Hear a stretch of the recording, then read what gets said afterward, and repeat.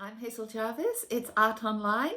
It's a grey day outside, but today we're going to do something really fun. We're going to be painting vintage This is the cake. source of my inspiration, a much loved copy of Mrs. Beeton's Everyday Cookery. And we're going to start just by getting in the zone, warming up and painting a few cakes. We'll start with some warm-ups, and so we'll start just by painting a couple of little cake stands. I think everything looks better on a cake stand. Let's start with, say, a chocolate triple layer. So we'll do one swipe across, just a couple of swipes like this. And then we'll add strawberry on top. I also mean sort of jams and jellies and desserts. So we'll do like a raspberry jelly next. And I'm leaving a little bit of white space because this is just my warm-up and I just want to practice. Do a lemon sponge cake. So I'm mixing a little bit of Pro White in with my yellow just to get this lovely creamy pastel-y yellow color. And we'll make it maybe a double layer like so. Like that. And now we'll have something very extravagant. We'll start with perhaps a pistachio base. We'll add a layer of orange cream. Back to the pistachio, or maybe we'll make it mint this time. Top it off with, say, a chocolate dome on the top.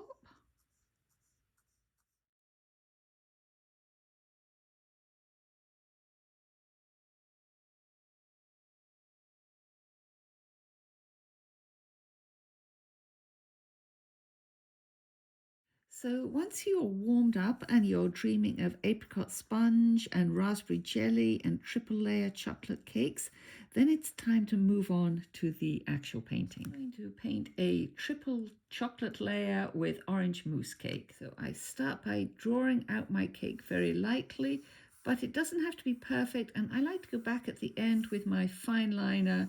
So a little bit of irregularity is perfectly okay. And I always think a cake looks best if it's on a stand. So here's my pencil drawing, and I'm going to take a little bit of my lavender, my number 61, and I'm just going to mark in where the stand is going to go.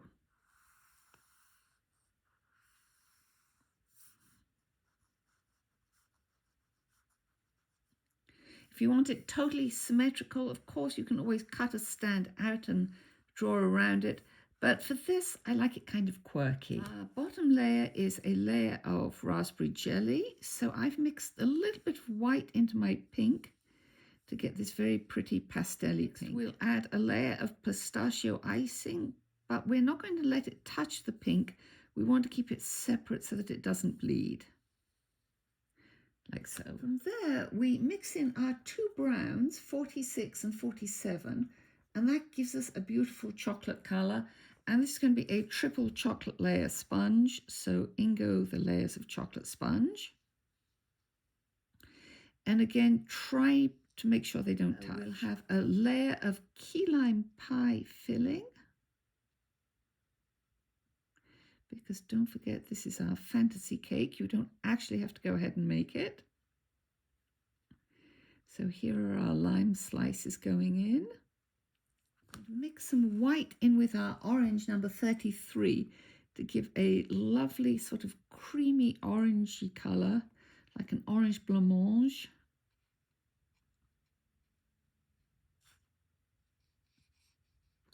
We'll leave space for our blueberry layer. And we will finish with a strawberry. Again, just make sure that strawberry doesn't touch and bleed all the way into your orange. And at this point, you're probably going to need a snack while you wait for everything to dry. So our cake is starting to dry very nicely, and we're going to add some raspberries in at the base.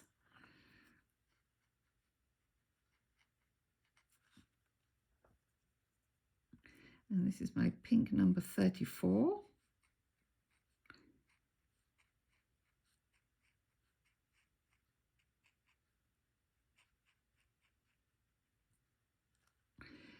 And now we're going to wait just a few more minutes, and then we're going to add some blacking. I think we can add the blueberries which you get by mixing your purple 38 by a little bit of indigo 67.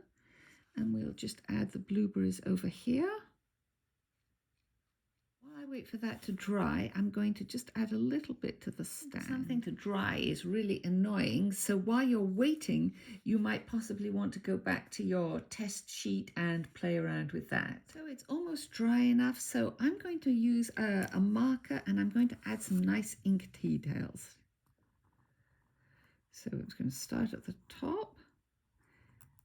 And I want it to be off register. I want it to have a sort of a spontaneous vintage look, as if Andy Warhol had walked up to Mrs. Beeton. Here comes my orange mousse. Here come my little blueberries. They're a little wet, so I'll come back to those. We'll go to the lime slices.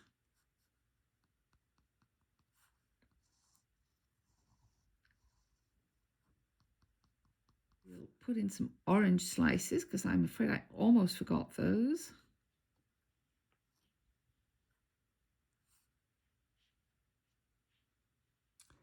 So I added a little bit more brown to give some depth to the chocolate, and I added a couple more strawberries on the side, and we're just going to add a little bit more ink decoration.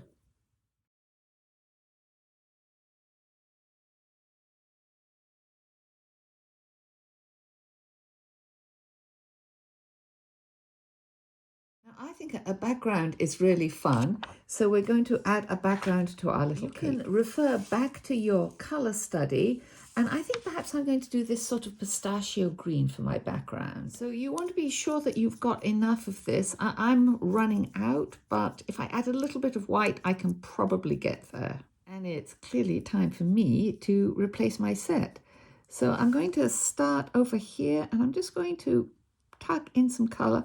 But I don't want to go right up to the edge because, as I say, I want a nice fluid, loose, vintage look. And also, it's so much easier if you leave a little bit of distance. I prefer not to go to the very edge, but to sort of vignette my object. So you have space down here to write a message, and that could be happy birthday.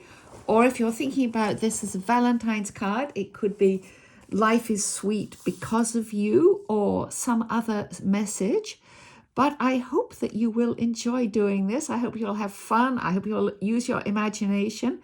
And I can't wait to see what you do.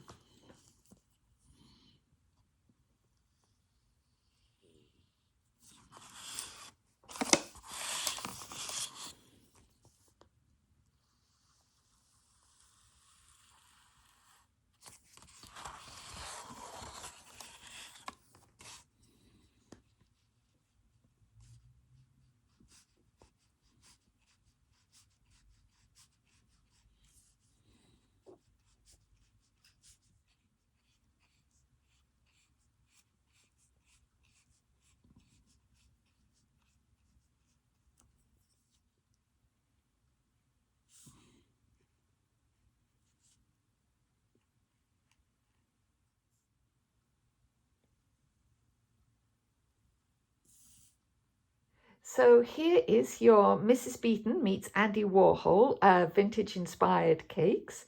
And I hope you'll have fun making these. I hope you'll use your imagination. And I know that you'll think of lots of lovely people to send one of these cards to.